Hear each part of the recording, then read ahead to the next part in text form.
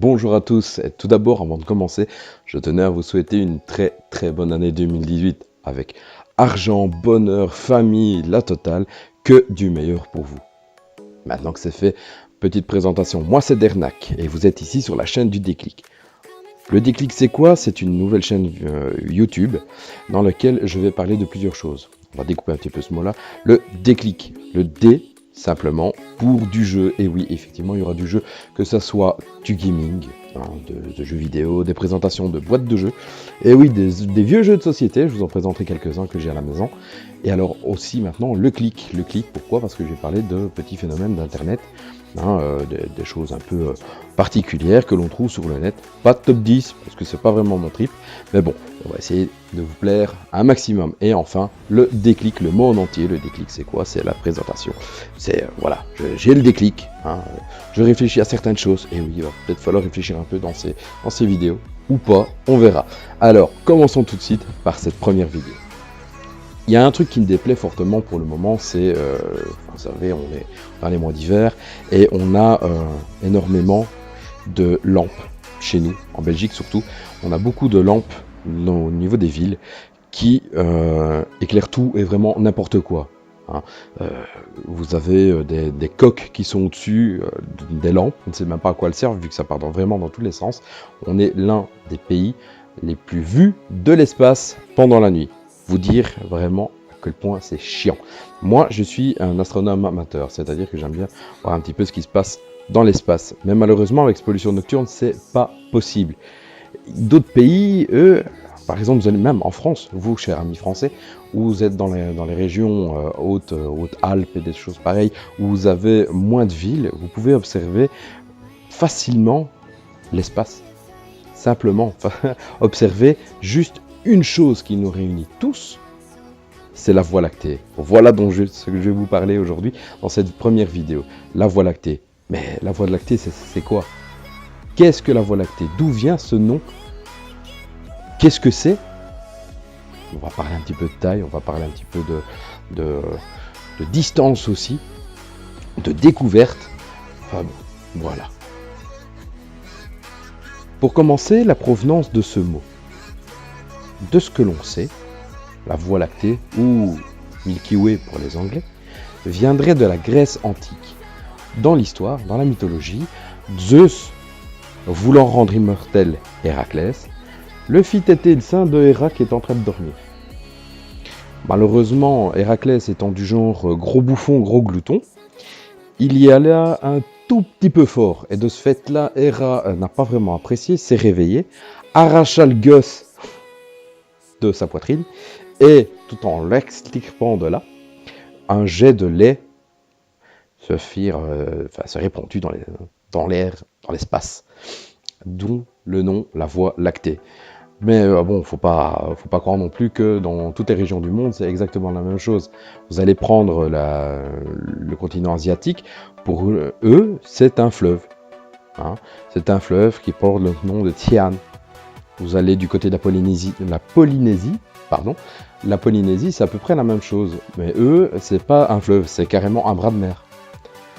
Du côté des Indiens d'Amérique, eux, ça s'apparente plus au chemin des morts.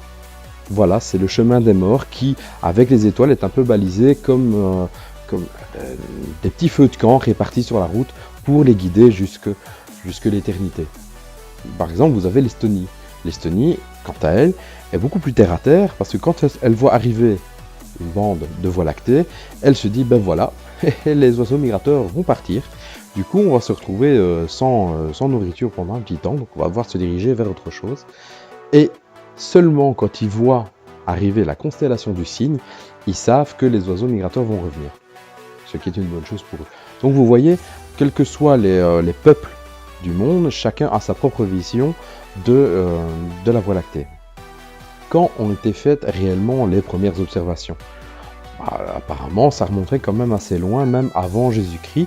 Les premiers à avoir plus ou moins eu une pseudo-idée de la Voie lactée, il s'agit de Anaxagore. Il s'agit de Anaxagore, qui est né en 510 avant Jésus-Christ, et Démocrite, qui est né en 370 avant Jésus-Christ. Eux, ils avaient une vision un peu particulière. Ils pensaient que les étoiles étaient tellement petites qu'elles ne pouvaient pas être observées, mais c'est ça qui créait ce nuage qui entourait le ciel. Un peu plus tard, en 1930, 3 personnes, Thomas Wright, Emmanuel Kant et Jean-Henri Lambert, eux, font des observations et imaginent que cette voie lactée correspond à un nuage mais aplati. Très bon point les gars. Seul problème c'est que vous avez dit que le soleil était le point central. C'est presque ça, mais il y a encore un petit peu de boulot. C'est pas grave. En 1845, nous avons Lord Rosse, qui lui établit qu'il y a différentes galaxies autour de nous. Il y a des galaxies qui sont de forme spirale et d'autres qui sont de forme elliptique. On avance petit à petit le schmilblick. En 1930, notre notion de galaxie évolue et on passe d'une simple galaxie, une forme un peu bizarre, à une spirale avec un bulbe central. Donc, une espèce de gros machin en plein milieu du jeu de qui.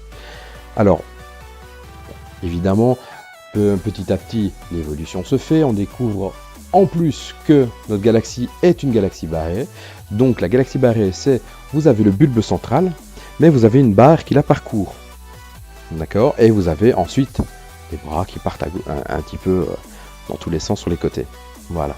Mais en 2016, l'ESA, l'Agence spatiale européenne, envoie un satellite du nom de Gaia dans l'espace pour faire des observations de la Voie lactée. Et ce satellite a permis de cartographier plus d'1 million d'étoiles. Je vais vous mettre la photo quelque part par ici, vous verrez un petit peu ce que ça donne. Quel rendu franchement assez terrible. Et vous allez me dire, et nous dans tout ça ? Ben nous, on est loin de se trouver dans le bulbe central, comme disaient les 3 Gugus. On est plutôt loin, même très loin. On fait partie d'un des bras externes de la galaxie. Nous sommes dans le bras d'Orion. Notre galaxie étant composée de 4 grands bras et deux petites raouettes qui tournent autour. Donc nous avons le bras d'Orion, dans lequel nous sommes. Nous avons aussi le bras de Persée. Nous avons le bras Écu-Croix. Nous avons le bras, que je dise pas de sottises, nous avons le bras, Sagittaire et Carène. C'est assez intéressant de voir tous ces bras, mais en termes de distance. En termes de distance, c'est simple. Notre système solaire se trouve là, le bulbe central se trouve là. Entre les deux, il y a 8000 parsecs.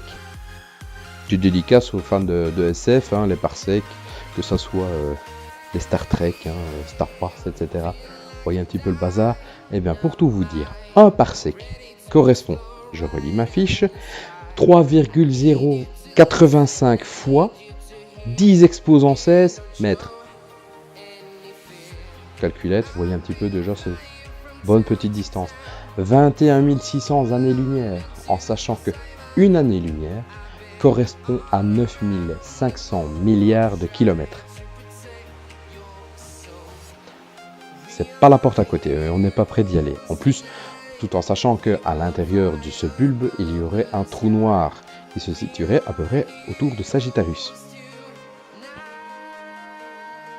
La taille de la galaxie maintenant est quand même assez imposante. Vous savez, c'est une spirale, certes, mais ovale. Vous avez votre ovale, la partie la plus longue fait plus de 100 000 années-lumière. Et la partie la plus courte de cet ovale, c'est 70 000 années-lumière. Mine de rien, partir d'un point A à un point B, c'est pas pour tout de suite non plus. La galaxie la plus proche de nous, c'est la galaxie d'Andromède. Et elle se trouve approximativement à 2,55 millions d'années-lumière. Voilà. Et c'est la plus proche, c'est notre voisine. Tout en sachant que d'ici quelques temps, ne vous inquiétez pas, c'est pas demain la veille, mais elle va nous percuter. Et ça va pas être marrant. Extrapolons un peu. Notre galaxie est composée de millions de planètes, vues par le satellite Gaia. Imaginons que là-dedans, vu par Kepler aussi, un des autres satellites, nous avons des exoplanètes. Pour le moment, plus de 3000, avec approximativement 1492 exoplanètes validées. Et encore, ça c'est que sur une petite portion de ce qu'on a vu, de ce qui est autour de notre système solaire. Et là-dedans, on serait seul. Sur plus de 100 000 années-lumière. On serait seul. Personnellement, je reste un peu sceptique. Mais ça reste que mon avis. Maintenant, est-ce que les petits hommes gris, verts ou toutes les couleurs vont venir chez nous? Pourquoi se taper si loin pour des gens comme nous? À réfléchir. Si vous voulez en savoir un peu plus sur la Voie lactée, je vous conseille plusieurs choses. D'abord, un jeu vidéo qui est excellent et dans lequel je joue, je vous en parlerai après, c'est Elite Dangerous. Ce jeu, sans rentrer réellement dans les détails, vous permet une exploration plus ou moins fidèle de la galaxie. Je vous la montre ici. Elle est vraiment basée sur des calculs plus ou moins réels, il faut quand même rendre ça logique dans un jeu vidéo. Je vous conseille aussi, pour ceux qui veulent commencer l'aventure spatiale, c'est KSP, Kerbal Space Program, où là, votre rôle c'est de monter une fusée, tout en faisant des quais, donc aller sur la Lune, faire votre premier décollage, aller sur Mars, enfin soit tout un programme, comme le dit le jeu. Il est très très simple. En chaîne YouTube, je vous conseille 2 chaînes YouTube, franchement, qui me font super plaisir. C'est celle de Florence Porcel, qui parle d'exoplanètes, qui parle de découvertes scientifiques au niveau spatial, qui parle de personnalités célèbres au niveau spatial. Elle est une véritable passionnée. Et je vais vous faire aussi un aveu. Elle est partante pour Mars. Et oui, rien que ça. Et la seconde chaîne que je vous conseille, c'est celle d'Astronogeek, qui est présentée par Arnaud Thierry, qui est lui aussi fan d'astronomie. Il vous donne plein d'astuces, plein de petits conseils aussi pour prendre des photos, des vidéos, etc. de la Voie lactée ou d'astres. Et en plus, il donne quelques explications très bien faites sur l'environnement spatial. Voilà. Quant à nous, on se retrouve soit sur la prochaine vidéo, ou soit sur mon Twitch/Dernac011 pour se faire des petites soirées sur Elite Dangerous, ou alors on se retrouve sur le Facebook, le déclic Twitch en un mot, ou alors le Twitter, le _D_click. À bientôt et à la prochaine. Salut tout le monde!